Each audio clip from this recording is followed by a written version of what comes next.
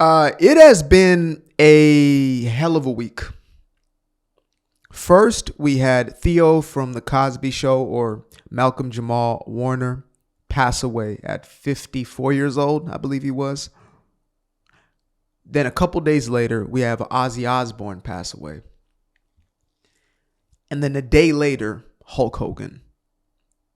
Now, I was not necessarily going to touch on this subject. I feel that it is best to just kind of, send your well wishes, your condolences, and move forward, hopefully with good memories of these individuals. But when it came to Hulk Hogan's passing, which was just yesterday, as far as me filming this video, I'll be honest, I was pissed off about the response that I saw coming from a very specific group of people. And I'm going to name that group. It is black people, or more specifically, black liberals, right? That's probably the best way I can quantify it, though there are others who may not classify in that specific group. But it was almost exclusively coming from black folks, where I'm just going to go ahead and let this dude right here articulate the sort of stuff that you would have heard and seen on platforms like X. So we're going to go ahead and bring this up, and I'll see y'all on the other side. Yeah, so Hulk Hogan passed this morning, 71 years old, cardiac arrest. And niggas immediately go to the timeline talking about rest in peace. I hope you rotten in hell, you racist piece of shit, you, all this old crazy, hateful shit. So I asked myself, what the f did Hulk Hogan do that was so racist that you would wish a man rotten hell or rest in peace on the day he died? What he said, because we all say some racist shit. Even us niggas say racist shit. What did he do that was so racist that you would wish the worst on the man the day you die? Because guess what? Motherfucker, you gonna die too one day. And truth be told, do you want motherfuckers saying that shit about you? Because I'm gonna keep it 100 with you. Out of all the shit you wishing on him for what he said, I'm gonna be real. I don't want my daughter dating no wood unless she got $100 million. So I can't get mad at him for saying he don't want his daughter dating no unless it's $100 million. Now, I am 29 years of age, soon to be 30, and Hulk Hogan was littered throughout my childhood. I grew up in what I consider to be the golden age of the WWE, right?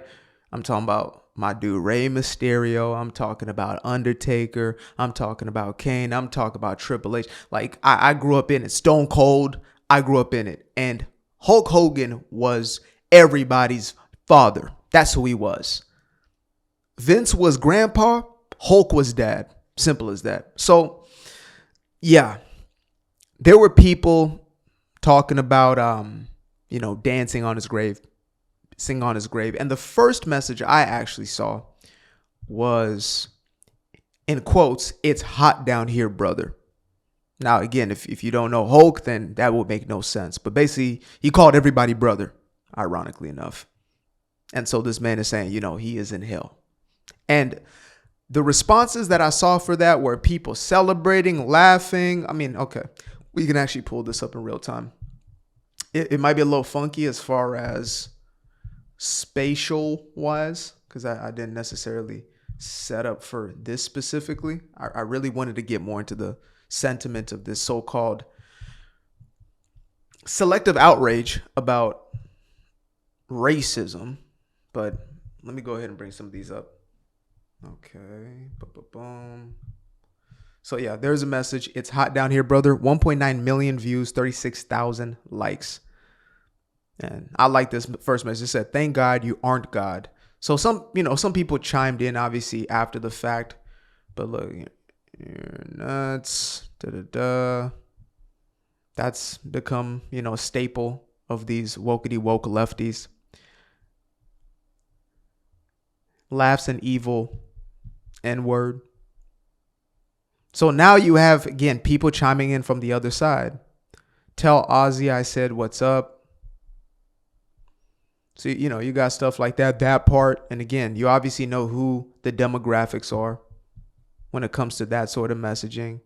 You're going to see that down there with this one.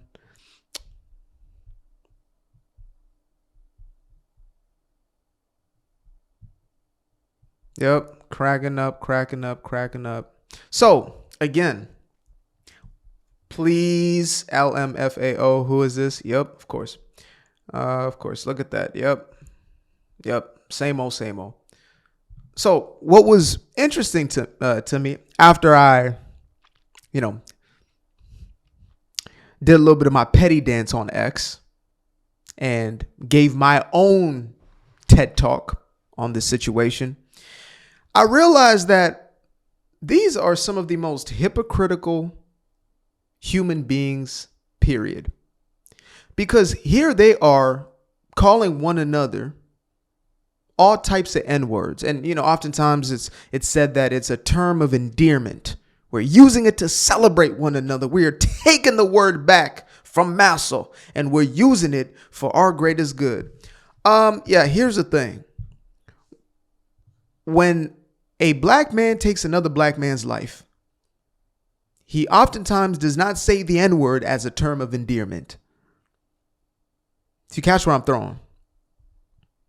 And yet that happens more frequently than anything else. Now, as that man said in the video I brought up, what did Hulk actually do? Well, what he said in a private conversation was that he did not want his daughter marrying a Nigger, something which I believe somebody like, Chris Rock would agree with. We love black people. We hate niggas. So imagine those words now coming out of this racist white man's mouth.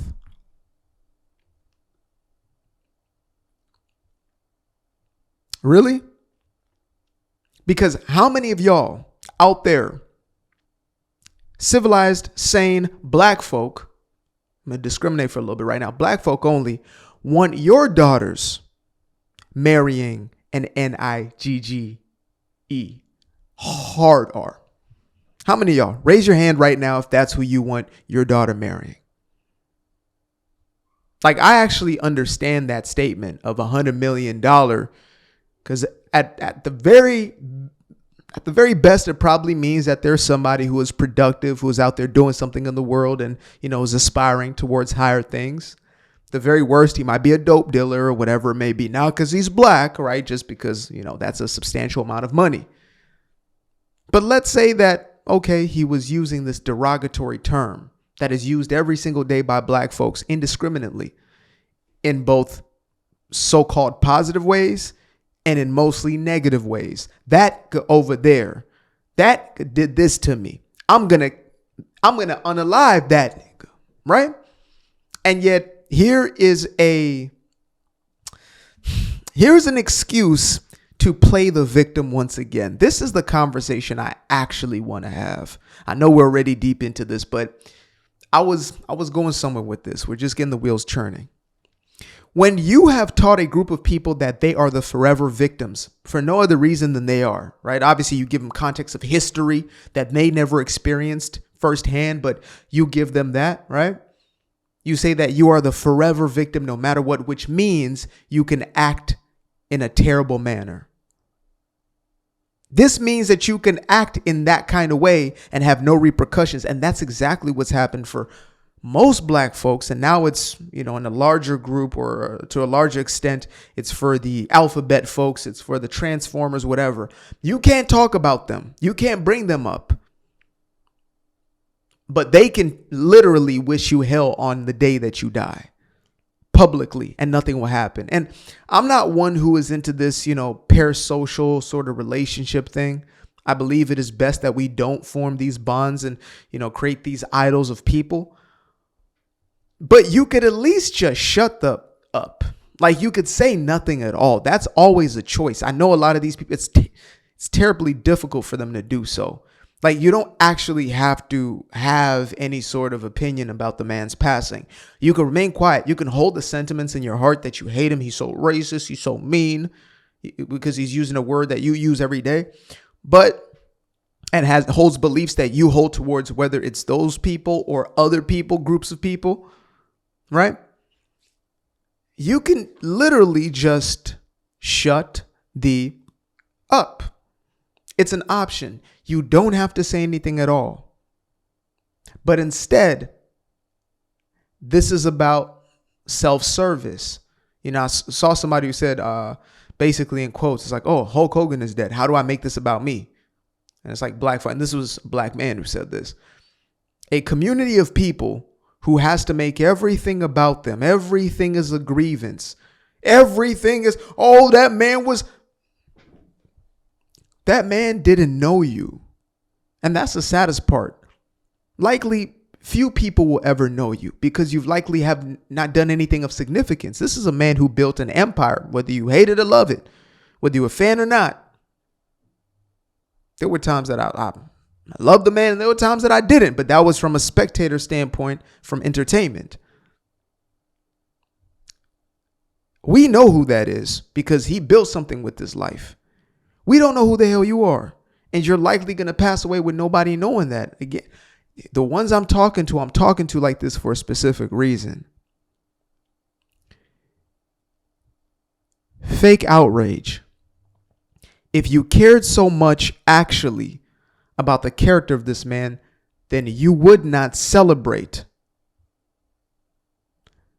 the lives and the deaths of those who are destroying your very own community in real life. They take lives of your brothers and your sisters. You call them heroes, role models. These are your rappers, your dope boys, your jacker boys. And you celebrate them. And you cry, you weep when they die. You cry when they go off to prison, talking about free this person and free that person. Fake outrage.